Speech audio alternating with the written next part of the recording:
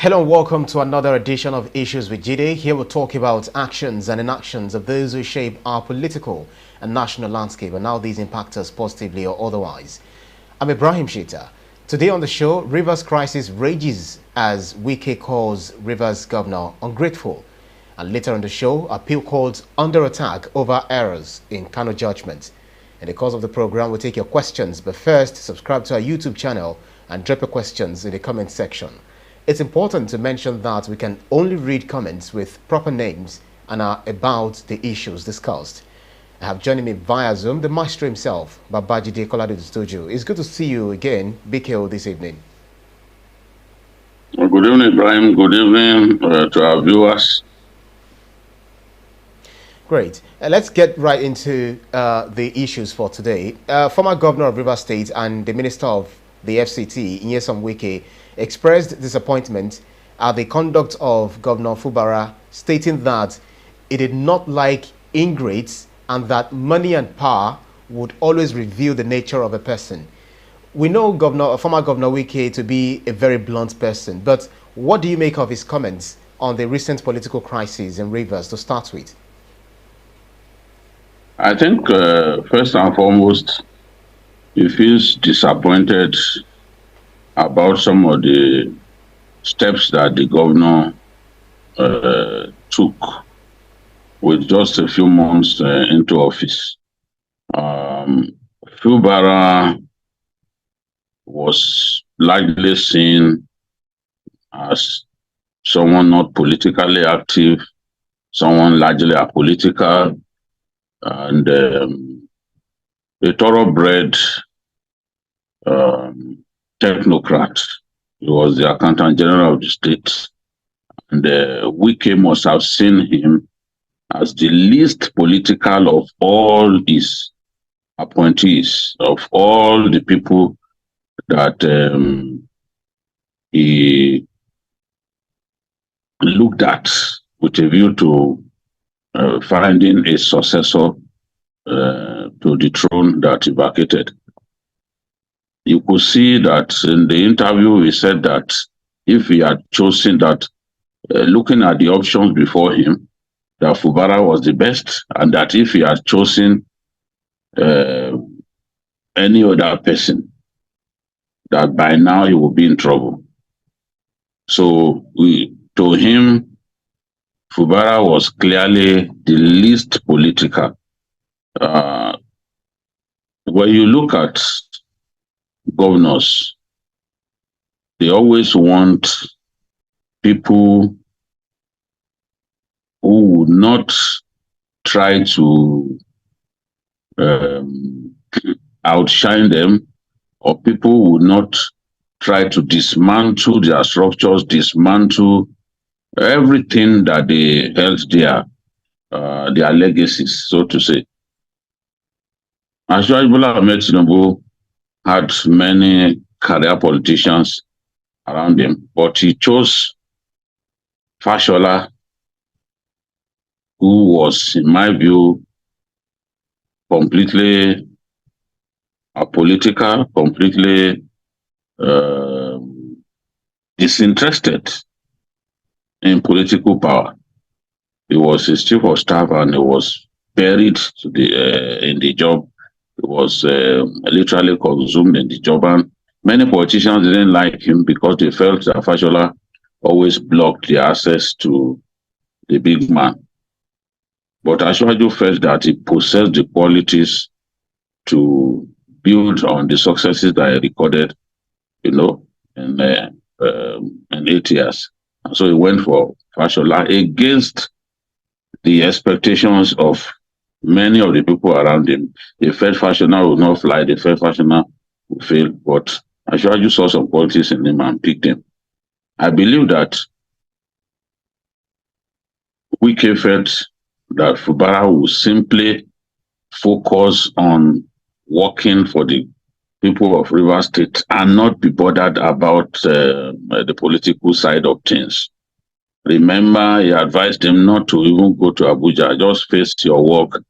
Don't allow yourself to be distracted by Abuja, because we see a lot of governors simply, turning Abuja to their home and not having time to really work in the state capital, in their state capital. So, but Fubara got into office, and within a short time, in the words of the minister, Wike, Fubara began to dismantle the structures that he inherited. So he felt that, look, this was fire on the mountain, and if we allowed him to proceed with the dismantling of those structures, he will become irrelevant, and no politician wants to become irrelevant, especially after doing your best to put someone in power. So he was taken aback by the steps that Fubara took, and that's why he felt, how could you dismantle structures that put you in office within so short a time? And he was saying that, look, one thing you must realize is that some people have sleepless nights to put you in office. You've got to respect such people. You've got to respect the structures. You've got to you've got to respect the people who toiled day and night to make you governor. You did not make yourself governor. No one thought that you could get there, you know. So he's disappointed, especially about the fact that the matter has now become an ethnic issue. You could see a lot of the Ijaw leaders coming out to warn the former Rivers governor of the consequences of pushing Fubara out of office and all that. So he's disappointed that, look, the matter is being ethnicized and all that. The truth is, Wike could easily have picked an Ikwere son. The Ikweres are in overwhelming majority in the state. They have more local governments. Their local governments are the most densely populated. So he felt that, look, why should they even attempt to ethnicize this matter? So what we could see from Wike's outbursts on Thursday, on Friday, is the fact that despite the president's intervention, both men have not been reconciled. It would seem that they have not even been on talking terms since they met the president, and the president drew a line in the sand for both men and told both men to ensure that the matter does not escalate, because if the matter escalates, it will lead to loss of lives. A situation in which the hallowed chambers of the House of Assembly got set ablaze and all that, has all the trappings of a major conflagration in the works, and that is not what we want to see. Rivers is a very precarious, talking about violence, Rivers is a very precarious state, and Nigerians don't want to see Rivers set ablaze. So that is where we are on this matter. But Wike has to realize that there's nothing going on in the state that had not happened elsewhere. When governors handpick their successors, they always expect that those successors would not rock the boat, will keep respecting them, will keep deferring to them, will keep reaching out to them before taking even the minutest of decisions. But a situation in which you've left power and people have to go to you before big decisions are made, you are the one still appointing people into offices, that amounts to diminishing the office of your successor. This is the point that Nigerian politicians, especially former governors and kingmakers, do not realize. Kingmakers, we cannot do anything about them at this stage, but they must realize that they cannot be in the limelight all the time. As a governor, you've had 8 years, you've had your day in the sun. Somebody else has taken over. If you continue to allow people to come to you, to to get cleared for postings, for appointments, if you allow people to give the impression that you remain, that the powers are concentrated in you, despite the fact that you've left office, it will lead to friction. And most governors will not tolerate that. We've seen what happened in Gombe. The current governor of Gombe literally ran the man who put him in office out of town on a particular day when they even wanted to come into town to witness the wedding of his granddaughter. Yeah. So prevented him from entering Gombe. That's right. We've seen even with the former governor, or the governor before, that the same Juma Goje faced hell in the hands of Dan Kwambo, whom he put in office. Even in Kwara, Bukola Saraki as governor did everything possible to make sure that he had independence of thought, and he had independence in decision making, in the making of appointments, despite the fact that he owes whatever he is politically to his father, who mentored him and facilitated this becoming governor. So people must learn from this. Wike must realize that before him, there was a certain Jim Nwobodo, former governor of the old eastern states, who brought Chimaroke Nnamani all the way from the US to come and become governor of the state. And within a few months, Nnamani turned completely against the man who put him in office. They split the House of Assembly into two. And Nwobodo's supporters in the House of Assembly were having their own meetings in Abuja, while the governor's people were having theirs in Enugu.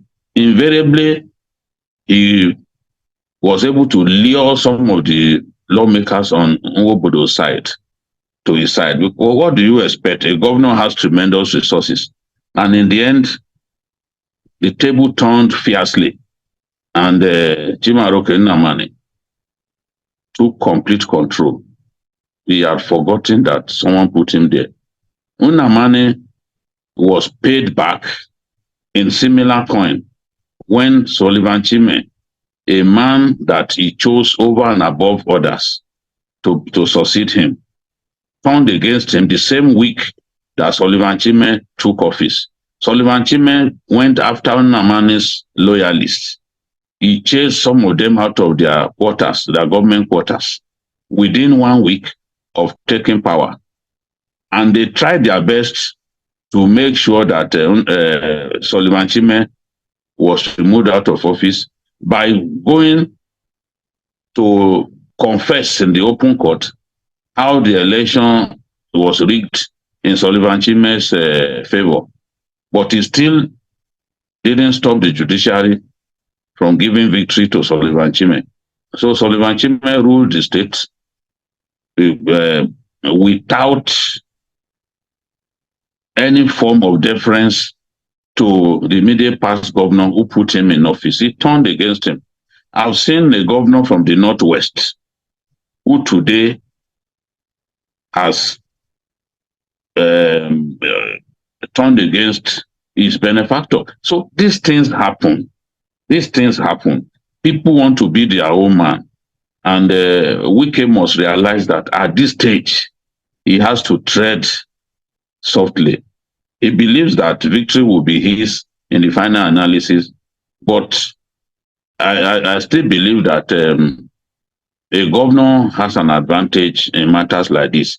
By the time the governor begins to work fully with enemies of his godfather, both in the APC and in the PDP, in that state, the table will ultimately turn. Right. And don't forget, the resources at the behest of the governor of Rivers State is huge. So there's advantage of Fubara's side. Yeah. I agree that it's such a bad thing to be ungrateful. I agree that it looks too early to turn against the structures that put you in office. It looks too early to turn against your benefactor. But these things happen. Look at even Benue State. The Secretary Governor of Federation put Father earlier in office. He made sure the primaries that were conducted were the sort of primaries that will give Father earlier an advantage. He opted for the general module of primaries because he knew that if they were to do it by delegate module, those who have been in the party for long, people like Barnabas Gemade, would eventually win.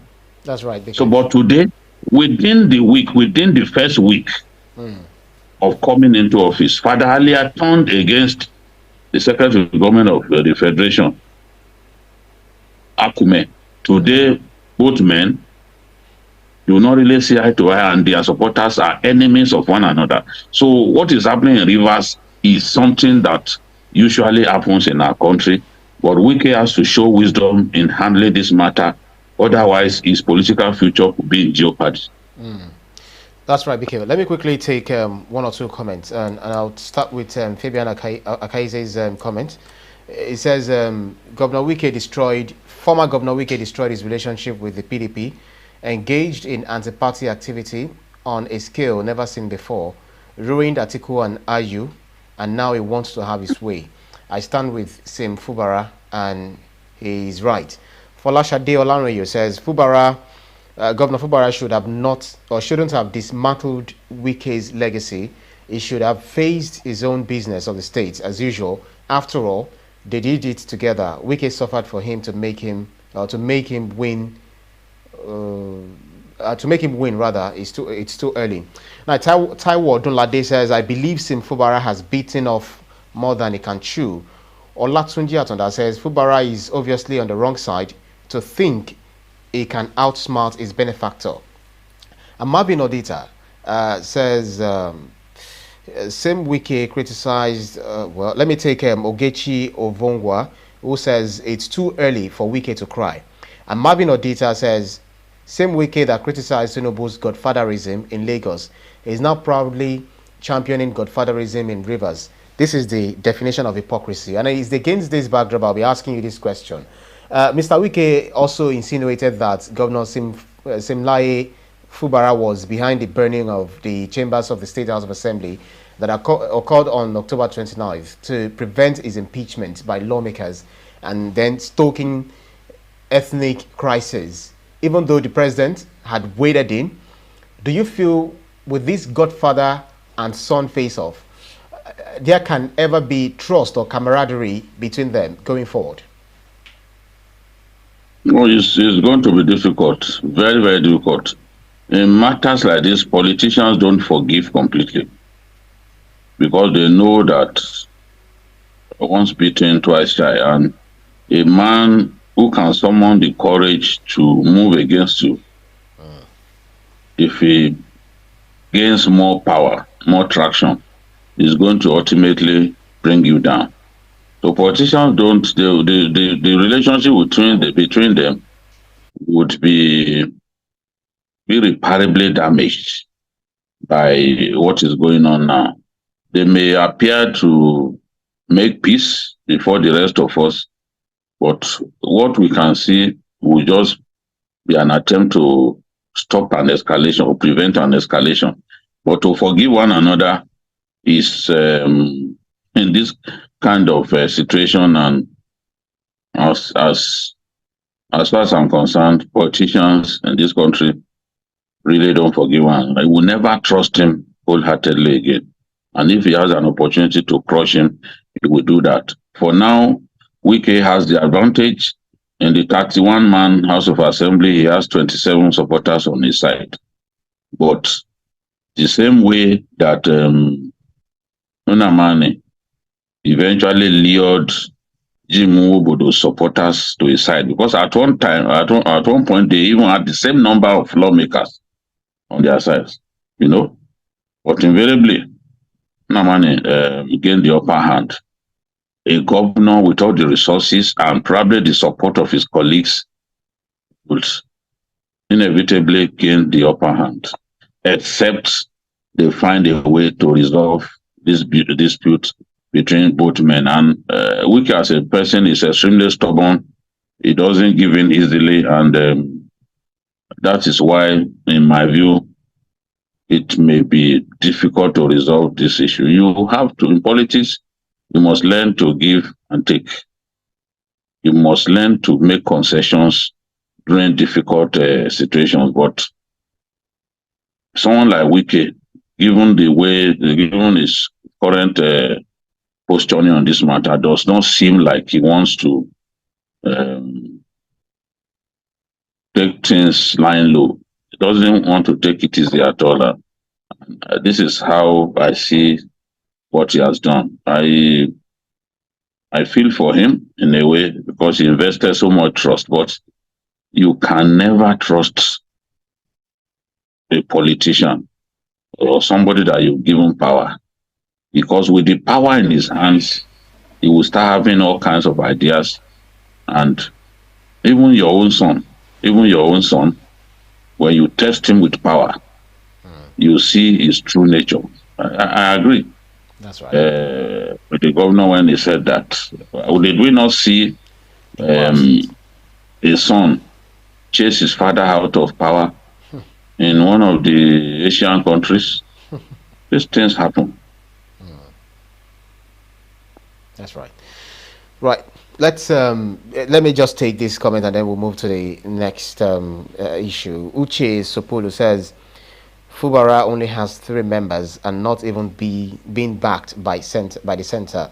Too much for him. And then he's saying that Fatusi Razak said, I know that rancor would surely occur between the duo, but my problem is that it's too early into his administration. Anyway, we just have to move on to the next issue because we're already 22 minutes gone into the program.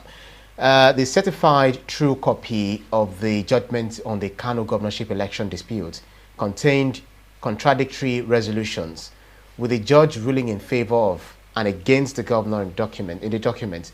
But the counsel to Governor Abba Yusuf, Wale Olanipeokun, said the Court of Appeal does not have the jurisdiction to correct the errors. What's your reading of these contradictions emanating from the court?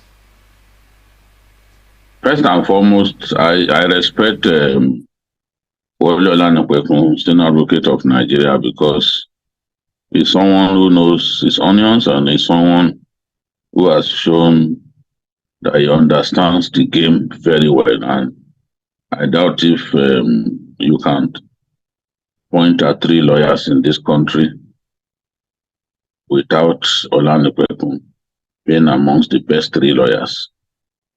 No, especially when it comes to electoral litigation, he is a very successful advocate. When that controversy broke in the course of the week, I told people, look, the judgment was against Abba Kabir Yusuf. I told people that what happened was a clerical error, and it wasn't the first time that it will happen. It wasn't the first time, because I did my research, I spoke to lawyers, I spoke to judges, and they told me that this sort of thing had happened before. But looking at what we face in this country at this time with the judiciary in the eye of the storm, I'm not surprised that people are refusing to buy the idea that this was a clerical error. I've seen people like Professor Odinkalu say a lot of things about this, using the opportunity of this error to pillory the judiciary, to give the judiciary names. The shame of this whole saga is that you know how subjective Nigerians are when something goes against their beliefs, when a judgment goes against their favored party.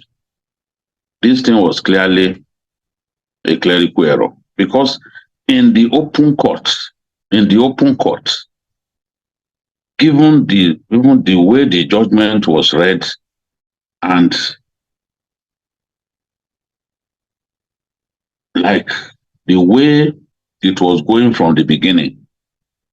You could see clearly that the appeal court had made a decision in favor of um, the respondent. In this case, the APC, because the first judgment was in their favor.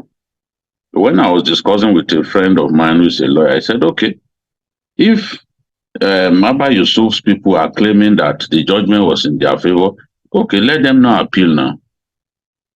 Let them not appeal. Let us see what will happen. But Olanipekun is wise, and he has already made up his mind to appeal. All that Olanipekun is saying is that, look, let's follow the law. What the law says is that as at November 18, the appeal court had no power to make any decision on that matter again. And to that extent, they cannot alter, they cannot correct any clerical error in that CTC. They can't take any decision that relates to that matter anymore because the time ceiling had already been exceeded. You can't call the parties and advise them to come up with an application for you to rectify the errors made in the certified true copy of the judgment on November 23rd, when the deadline was November 18. So it's a very straightforward thing that Olanipekun is saying, that the law does not permit you to take any decision at all on that matter after November 18. So that is the point. And he's saying, look, I have just 7 more days within which to appeal. So he had made up his mind to appeal. And he's saying only the Supreme Court can correct can make an order on the error made in the clerical, on the clerical error made in the certified true copy. I do not exactly blame those who felt that what is going on, because in the CCC released to the lawyers, the majority judgment delivered by Justice Moore Abraham Adumen in one breath gave judgment in favor of the appellant and in another favor the APC. In open court, or what he said in open court really matters, because the CTC is really a summary of what was said in open court. So in open court, Adumen said the appeal lacks merit and is hereby dismissed. But the CTC read in part that the judgment of the tribunal is set aside. So it is the CTC that's where we have this problem. Some have even said that it looked like sabotage on the part of some people in the judiciary who are used to work on the judgment and all that. Well, I believe that judges, no matter how lengthy their judgment is, must be able to read and read thoroughly to ensure this kind of error did not happen. You can imagine if this kind of error was made in the Presidential Election Petitions Court judgment, maybe Nigeria would be ablaze today. Some people will have latched upon it to say all kinds of things. But the point that I want to make is the Court of Appeal ruled in favor of the APC, but the CTC in one page appeared to contradict the judgment given in open court. Where you are faced with this kind of situation, it is not difficult to know the decision of the judges. And the decision of the judges is the decision made in open court on that day. So it's only a lawyer who wants to put his client's case in jeopardy that will be deceiving himself that, oh, the judgment is in our favor, therefore you don't have to appeal. If you fail to do that, then you are joking with the matter in your hands. But Kolade-Otitoju knows what he's doing. In spite of that, he's gone to appeal. So, and the governor of Kano is confident that at the Supreme Court that he will win. They believe that the grounds upon which the lower tribunal and the appeals tribunal gave the judgment were not valid. For example, the matter of stamped ballots. Who really is to blame? Femi Falana believes that it is the INEC that is to blame, because you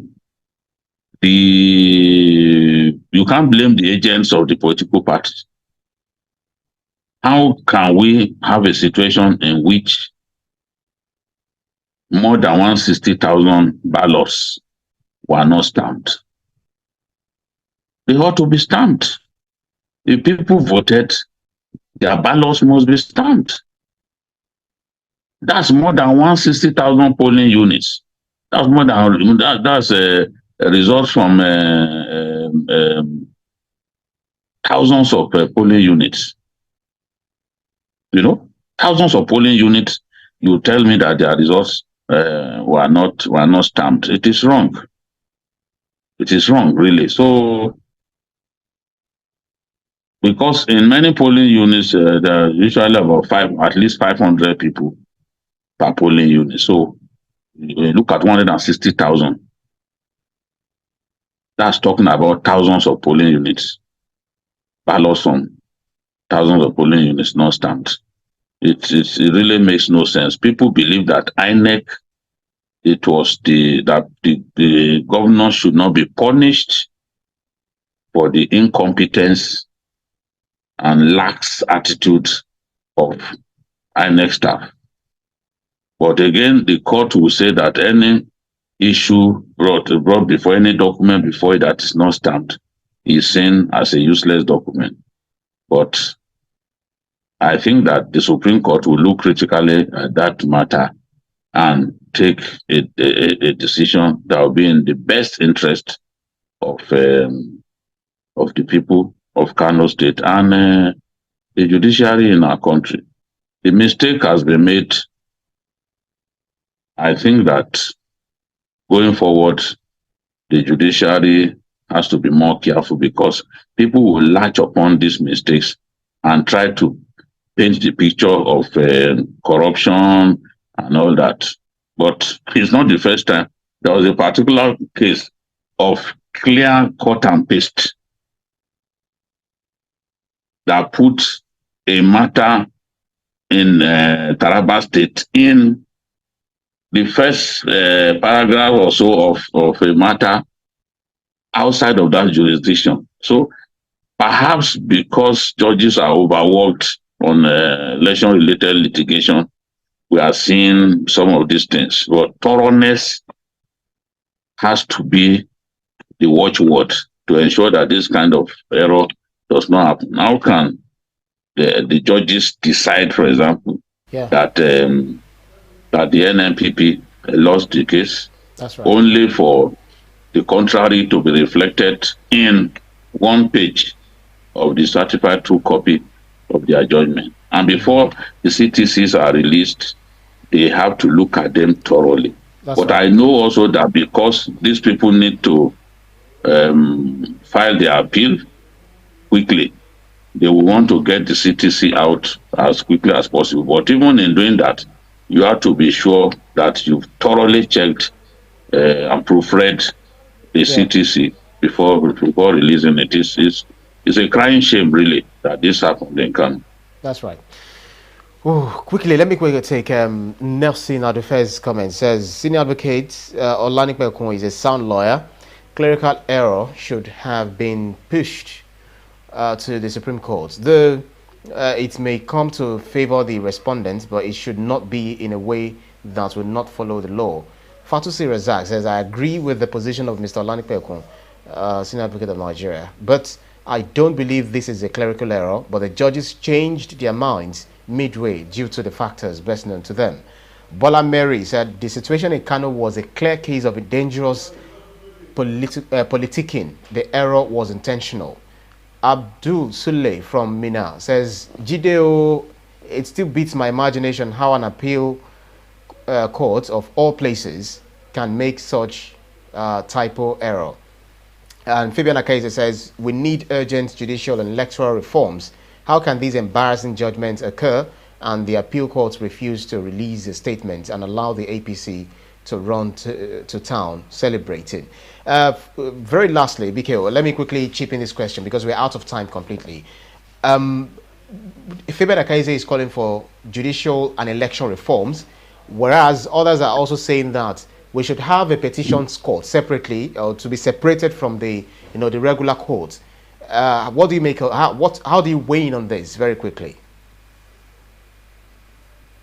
I don't know how. If we have a petitions court, that means the court will only function during the electoral season.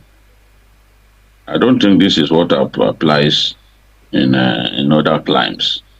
America is a much bigger country than us, is the size of West Africa, and cases go to court too. The judges will dispose of those cases. Remember the matter of Al Gore and George Walker Bush went all the way to the court, and the Supreme Court eventually ruled that George W. Bush was the winner because they were approaching the deadline, and the deadline for a president to emerge, and they were still doing manual counting. But with Bush ahead, they decided that they could not wait to continue to count since the deadline was looming.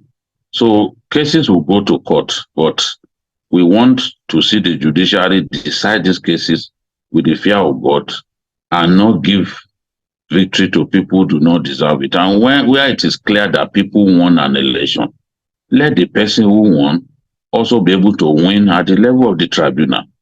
If miscarriage of justice was done by INEC, the judiciary should be able to correct that error. That was how people like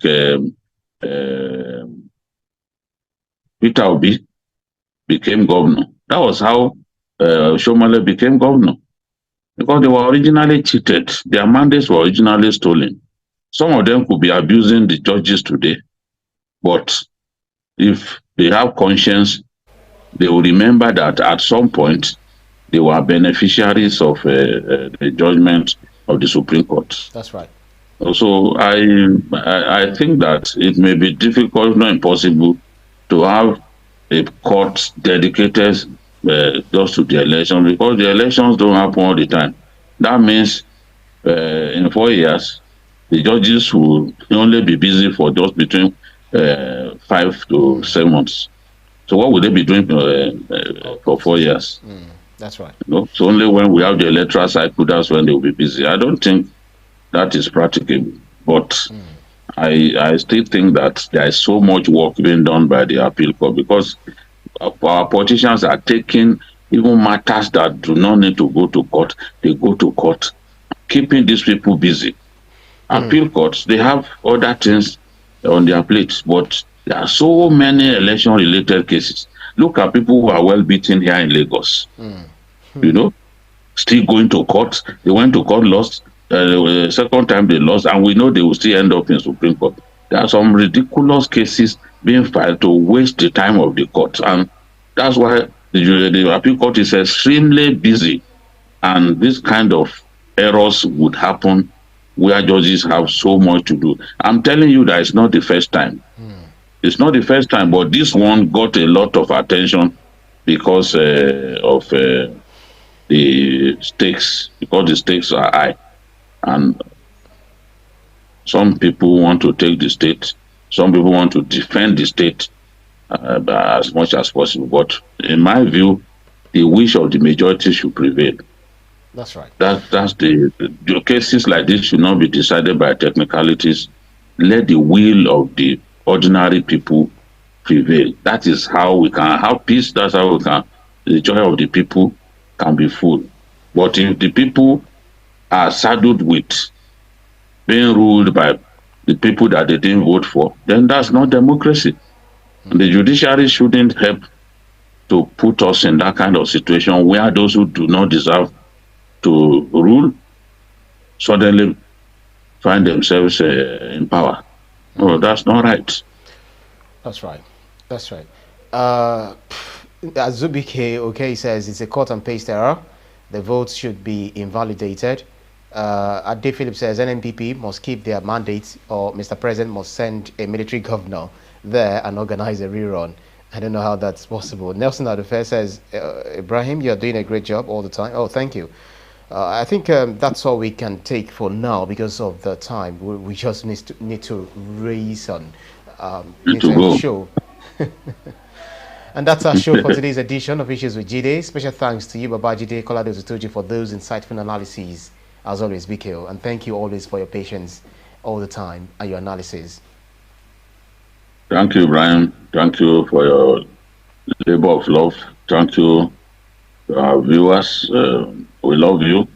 We enjoy your contributions. We'll keep working hard to make you happy. Absolutely. And Fatusi Razak is saying that I like your conclusion on this issue. Kudos to you, Babajide. Thank you so much, Fatusi Razak. And thank you to right, and thank you to our audience for joining us on every edition. You can see the program again anytime by subscribing to our YouTube channel, TVC News Nigeria, and click on the subscribe button to get the latest information. You can also follow us on our social media platforms at TVC News NG and also at Ibrahim TVC News. On behalf of the rest of the team, I'm Ibrahim Shita. See you again next edition. Bye for now.